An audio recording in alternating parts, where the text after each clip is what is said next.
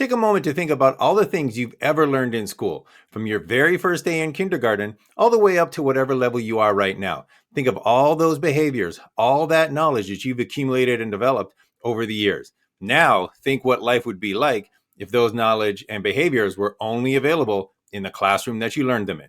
Hi, I'm Dr. Igor Yurichevich, and this is Functional Analysis of Behavior 1. Let's go.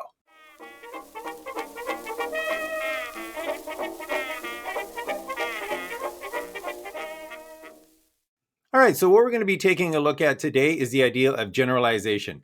And we're going to focus on generalized behavior change, which is the idea of how much does a behavior that you have learned in a particular situation under a particular set of circumstances generalize or transfer to other situations and other circumstances. So we're going to start with Bayer, Wolf, and Risley. And they said that a behavior change may be said to have generality if it proves durable over time, if it appears in a wide variety of possible environments, or if it spreads to a wide variety of related behaviors. So this is the idea that your most significant behavior changes, you want them to last over time.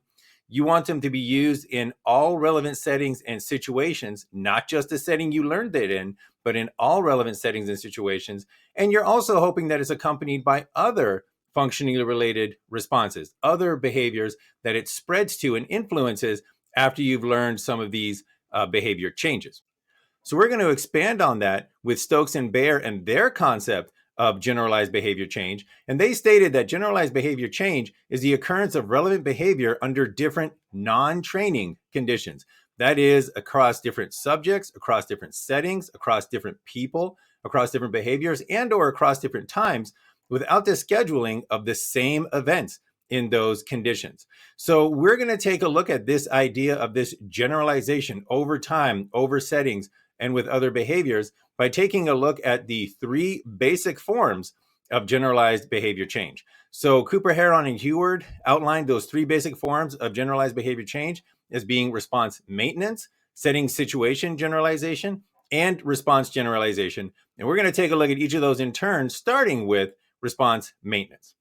So response maintenance is the extent to which the learner continues to perform that target behavior after a part or all of the intervention that was responsible for that target behavior's initial appearance in the learner's repertoire has been terminated. So this is to the extent to which a learner maintains that behavior that they have developed, that they have learned, that target behavior. How much do they maintain that after the training has been terminated or after parts of the training has been terminated? So an example of response maintenance is if a behavior is maintained after you remove the response prompts and the stimulus prompts. So remember back in one of our previous videos, we talked about response prompts. So for example, if you were teaching somebody to throw a jab, you might say, step 1, do this, step 2, do this, step 3, do this. Those are all response prompts. And then once you've learned that behavior, once you've learned how to throw a jab, response maintenance is demonstrated, or one form of response maintenance is demonstrated by no longer requiring those prompts. So we can use verbal prompts, we can use physical prompts, we can use a variety of prompts. And one example of response maintenance is that if those prompts are removed, if the verbal prompts are removed, if the modeling prompts are removed, and if the physical prompts are removed, can that person still maintain that behavior? Can that person still perform the behavior? If they can, then that is evidence of response maintenance.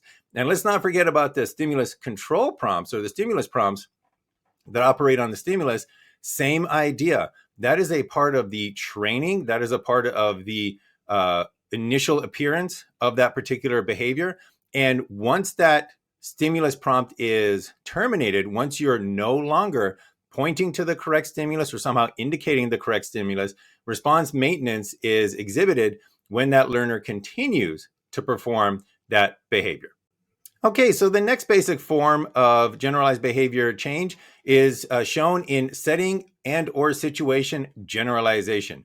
And setting situation generalization is the extent to which a learner emits that target behavior, still performs that target behavior in a setting or a stimulus situation, hence the setting stimulus generalization, that differs from the instructional setting in some meaningful way. So in this case, I want to be clear, the instructional setting is where the behavior was learned. So if you are going to school, your classroom, that school is your instructional setting. And we mentioned before, think about all the behaviors that you learned in school. And let's think about a specific behavior, one that probably might have flown under your radar, but that is the ability to sit quietly and listen. So, this is a skill that you probably did not have very much of as a very, very young child. And now you can probably sit and listen quietly for long periods at a time. So, this is a skill that was developed, and a lot of it was developed in school, where you learn to sit quietly and listen to your teacher.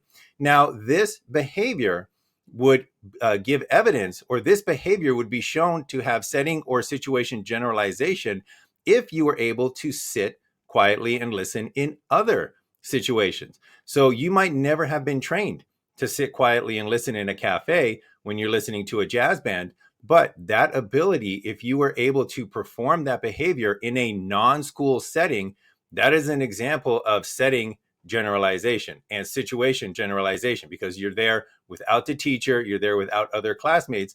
So that is an example of setting and situation generalization.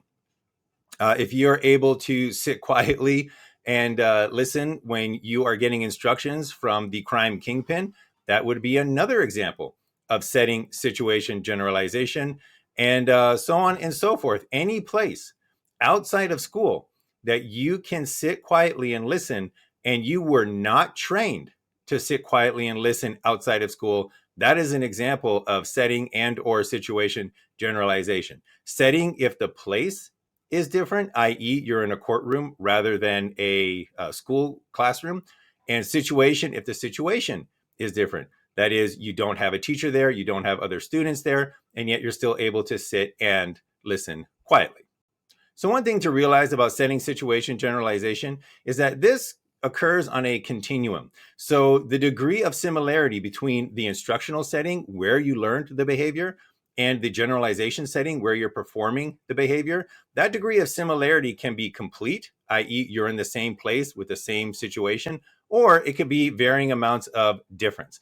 So when you're asking, did setting or situation generalization occur, just remember that it is on a continuum.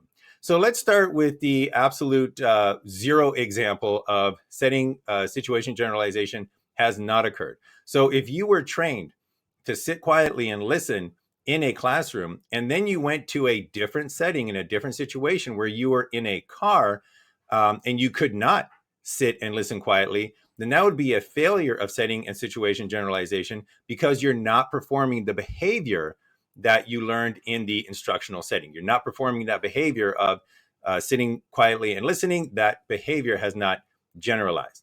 However, you can also have a failure of generalization, setting and situation generalization, or more accurately, no evidence of setting or situation generalization, if the setting and the situation maintains many of the components and many of the features of the instructional environment.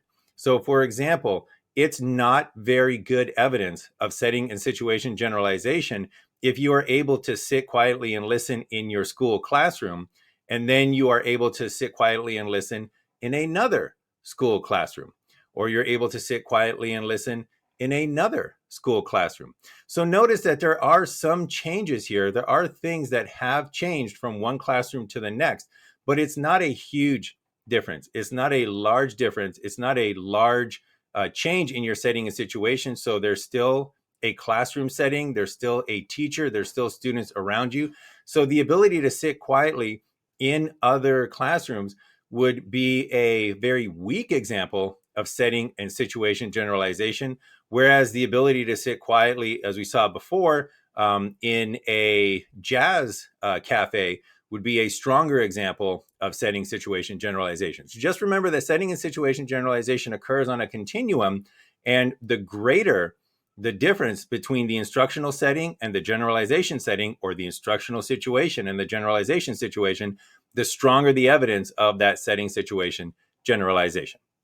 All right, and the last one we're going to take a look at is response generalization. And response generalization is the extent to which that learner emits untrained responses that are functionally equivalent to the trained target behavior. Now, what do we mean by functionally equivalent to the trained target behavior?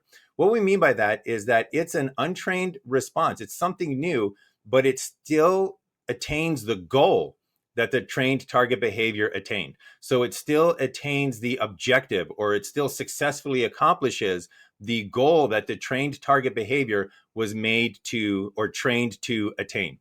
So let's give an example of this. Let's say that you were trained to hunt wild animals. So we're going to go back to our example of the hunter from an ancient village.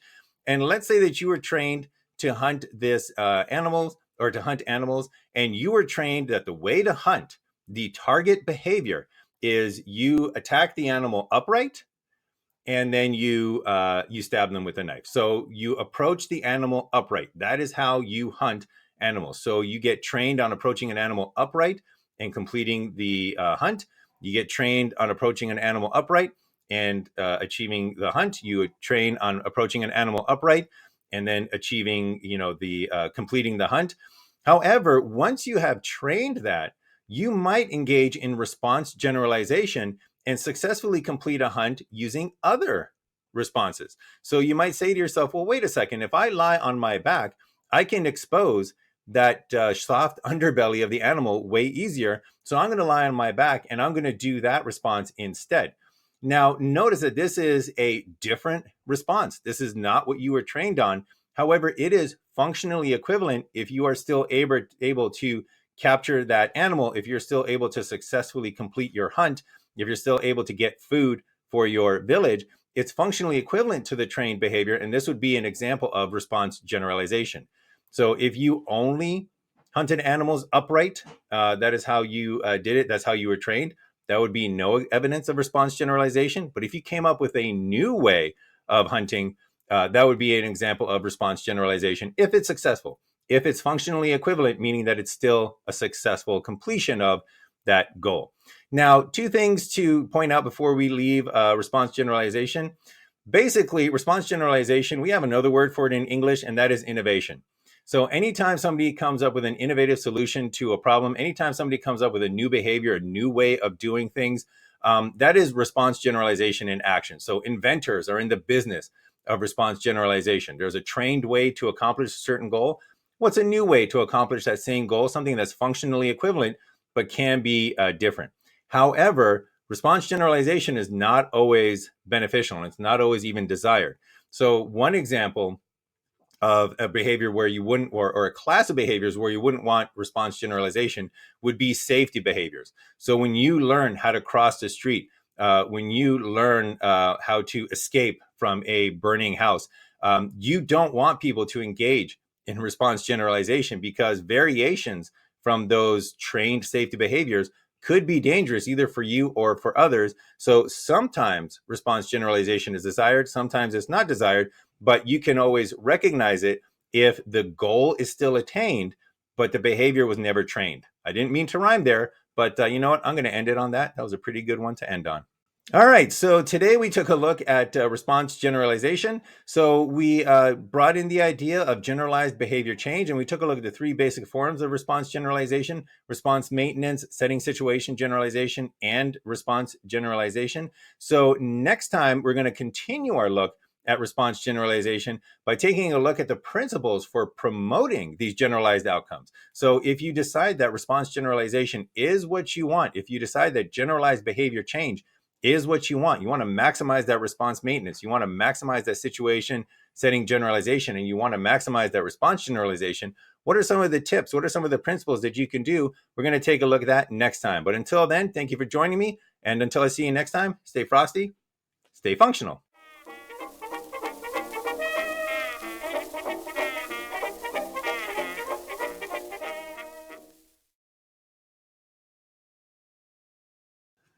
And we're recording.